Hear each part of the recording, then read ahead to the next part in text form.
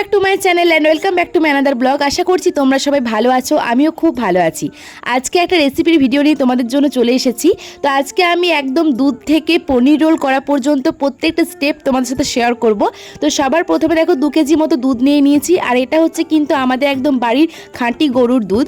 তো 2 কেজি মতো দুধ নিয়ে দেখো ভালো করে ছেঁকে সেটাকে আর কি গ্যাসে জাল করতে বসিয়ে দিলাম। আর 2 কেজি মতো দুধের জন্য আমি 3টে মতো লেবু নিয়েছি, কিন্তু 3টি লেবু আমার লাগেনি, আমি 1.5টা মতো লেবু রস করে নিয়েছি। আর দুধটা ফুটে ওঠার পর দেখো ওপর থেকে লেবুর রসটা দিয়ে দিলাম। আর লেবুর রসটা দেবার পর আর কি এখন অনবরত একটা হাতার সাহায্যে নেড়ে দিচ্ছি। তো এইভাবে কিন্তু সুন্দরভাবে ছানা হয়ে যায়, দেখতেই পাচ্ছ কত কম সময়ের মধ্যে কিন্তু খুব সুন্দরভাবে ছানাটা কেটে গেছে। তো এই পর্যায়ে কিন্তু ছানাটা হয়ে যাওয়ার পর গ্যাস অফ করে তোমরা রেখে দেবে ঠান্ডা হওয়ার জন্য। তো আমিও কিন্তু ঠান্ডা হওয়ার জন্য রেখে দিয়েছিলাম। আর একদম পুরোপুরি ঠান্ডা হয়ে যাওয়ার পর দেখো এই যে ছানার মধ্যে এক্সট্রা জলটা আছে সেটা কিন্তু হাতের মধ্যে ভালো করে চেপে নিচ্ছি। একটা সুতির কাপড় নিয়ে নিয়েছি, সাদা কাপড় দেখতেই পাচ্ছ, সেটার মধ্যে দিয়ে কিন্তু খুব ভালো করে জলটা হাত দিয়ে চেপে নিচ্ছি। আর হাত দিয়ে জলটা চাপার পরেও কিন্তু এটা আমি জাকে বসিয়েছিলাম, যেটাকে বলে আর কি জলটা ঝরতে দেওয়ার জন্য। তো খুব ভালো মতো জলটা ঝরে যাবার পর আধ ঘন্টা পরে কিন্তু আমি আর কি ফ্রিজে রেখে দিয়েছিলাম। সারা দুপুরটা ফ্রিজে ছিল, এখন হচ্ছে বিকালবেলা। আর এখন আমি পনির রোলটা করব বলে কিন্তু ফ্রিজ থেকে পনিরটা বার করে নিলাম, দেখতেই পাচ্ছ। আর তারপর বার করে কিছুক্ষণ রেখে দিয়েছিলাম। এখন ঠান্ডাটা কেটে গেছে, এখন একটা ছুরির সাহায্যে সুন্দরভাবে কাটা যাচ্ছে, দেখতেই পাচ্ছ। আর যেহেতু পনির রোল করব সে কারণে কিন্তু আমি চৌকো শেপ দিইনি, রাউন্ড শেপে রেখে দিয়েছিলাম। তাছাড়া কিন্তু অন্য সময় অন্যান্য কোনো সবজি বা অন্যান্য কিছু রেসিপি করলে কিন্তু আমি চৌকোভাবে শেপ দিয়ে কিন্তু তারপরে আর কি ফ্রিজের মধ্যে রাখি। কিন্তু চৌকো শেপ না দিলেও দেখতে পাচ্ছ কি সুন্দর ছুরির সাহায্যে কাটা যাচ্ছে। একদম ফ্রেশ টাটকা পনির কিন্তু বাড়িতে তৈরি। আমি পনির রোল করব, তোমরা কিন্তু যে কোনো মানে পনিরের রেসিপি এভাবে করতে পারো, বা বাড়ির দুধ থেকে কিন্তু এভাবে পনিরটা তৈরি করতে পারো। আমি পনিরের রেসিপি কিন্তু আগে শেয়ার করেছি যে কীভাবে পনির তৈরি করা হয়, সব কিছু টিপস শেয়ার করেছি। তো এখন পনিরগুলো আমার সব ছোটো ছোটো পিস করে কাটা হয়ে গেছে। এখন দেখো কড়াইতে সর্ষের তেল গরম করে নিয়েছি। তারপর এখন দিয়ে দিলাম লঙ্কা কুচি, আদা গ্রেট করে দিয়ে দিলাম, কারণ এখন পনির রোলে আর কি পুরটা রান্না করব। তো আদা লঙ্কা দেওয়ার পর এখন দিয়ে দিলাম টমেটো কুচি।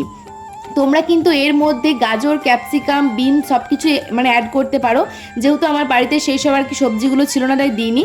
তো তারপর দিয়ে দিলাম লবণ, হলুদ, এখন দিয়ে দিলাম জিরে গুঁড়ো। আর হ্যাঁ, তোমরা কিন্তু পেঁয়াজটাও ইউজ করতে পারো এটার ক্ষেত্রে। আমি আরেকবার করেছিলাম তখন কিন্তু পেঁয়াজ ইউজ করেছিলাম, কিন্তু যখন আর কি আমি করেছিলাম এটা তখন আমাদের গ্রামে ভাগবত চলছিল। তো সে কারণে কিন্তু নিরামিষ খাওয়া দাওয়ার জন্য আমি নিরামিষভাবেই করেছিলাম। কিন্তু নিরামিষও ব্যাপারটা খুব সুন্দর হয়েছিল, মানে খাবারটা খুব সুন্দরই হয়েছিল। তো দেখতে পেলে ওইদিকে আমার পুরটা পুরোপুরি রেডি। আর এইদিকে আমি ময়দাটা আগেই মেখে রেখেছিলাম, সেটা শেয়ার করিনি। এখন দেখো ময়দা থেকে লেচি কেটে নিচ্ছি, খুব সুন্দরভাবে ময়দাটা দেখো নরম করে মেখেছিলাম। তো আমার আর কি মানে মোটা করে করতে হবে, যেহেতু একটু খুব ছোট ছোট লেচি করলে হবে না। তো আমার 5টা মতো কিন্তু পনির রোলে আর কি লেচি হয়েছিল। তো এগুলো আমি এখন বেলে নিয়েছিলাম। তো একটু মোটা করে বেলবে আর একটু আর কি লেচিটা একটু বড় করতে হবে। তো যেভাবে আর কি রোল করো, অনেকে হয়তো রোল করতে জানো, সেভাবে আর কি পরোটাটা বানাতে হবে। তো আমি এখন একটা তোমাদেরকে দেখাচ্ছি আর কি, প্রত্যেকটা আর কি শেয়ার করবো না, তাহলে ভিডিও অনেক বড় হয়ে যাবে। তো আমি একটা আর কি দেখে দিচ্ছি বেলে যে কত বড় হবে, দেখতেই পাচ্ছ এরকম একটা সাইজ হবে আর কি, যেহেতু রোলটাকে মোড়ার ব্যাপার থাকে। আর একটা ঠিকঠাক সাইজ আনার জন্য এটা কিন্তু একদম ঠিকঠাক। তো এই যে আমার একটা বেলা হয়ে গেছে, দেখতেই পাচ্ছ। এভাবে কিন্তু সবগুলো আমি বেলে নিয়েছি, মানে 5টা মতো আমার হয়েছিল, 5টাই বেলে নিয়েছি। তারপর এখন ফ্রাইং প্যান গরম করে নিয়েছি, দেখতেই পাচ্ছ। আর এখন এই যে পরোটাটা করতে বসিয়ে দিলাম। তো এভাবেই কিন্তু করেছিলাম। আর আমি কিন্তু সর্ষের তেল দিয়ে পরোটাটা ভেজেছিলাম, তোমরা যদি চাও তাহলে কিন্তু সাদা তেল দিয়ে ভাজতে পারো। আমি সর্ষের তেল দিয়ে ভেজেছিলাম, আর কিন্তু খুব অল্প পরিমাণ তেল আমি ইউজ করেছিলাম, একটু লাইট করার জন্য ব্যাপারটাকে, যেহেতু আর কি ওটাও নিরামিষ ছিল। আর এটা আমি খুব হালকা করে করেছিলাম, যেহেতু হোমমেড, যদি খুব রিচ করা যেতে বাড়িতে থেকে কেনা যাবে না। তো দেখতেই পাচ্ছ পরোটাটা আমার তৈরি হয়ে গেছে। আর একের পর এখন আমার সব পরোটাগুলো তৈরি হয়ে যাওয়ার পর দেখো আমি পনির রোলটা বানাতে চলে এলাম। তো সবার প্রথমে একটা পেপার দিয়ে দিলাম, নর্মাল যে আর কি কাগজ হয় সেরকম দিয়ে দিলাম, তোমরা যা পেপার পাবে দেবে আর কি। তো এখন আর কি এর ওপরে দিয়ে দিলাম দেখো পনিরের পুরটা।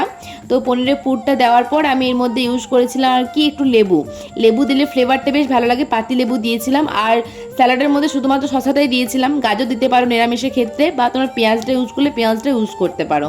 তারপর দিয়েছিলাম একটু আর কি বিট লবণ, আর এখন দিয়ে দিলাম টমেটো কেচাপ।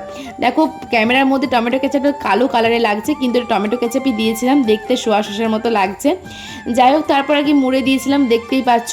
তো এভাবে কিন্তু আমার হোমমেড খুব তাড়াতাড়ি পনির রোল তৈরি, বুঝতেই পারছো। তোমরা অবশ্যই বাড়িতে ট্রাই করবে, আশা করছি তোমাদের ভালো লাগবে। তো আমার 5টা মতো হয়েছিল, একের পর এক আমি সবগুলোই বানিয়ে নিয়েছিলাম। তো তোমরা ট্রাই করে অবশ্যই কমেন্ট করে জানাবে যে কেমন হয়েছিল। আমার নিরামিষ পনির রোল দেখা একদম রেডি। চলো আজকের ব্লগটা এখানেই শেষ করছি, ব্লগ নয় রেসিপি ভিডিও। দেখা হবে নেক্সট ভিডিওতে। আজকের মতো tata, bye bye, good night.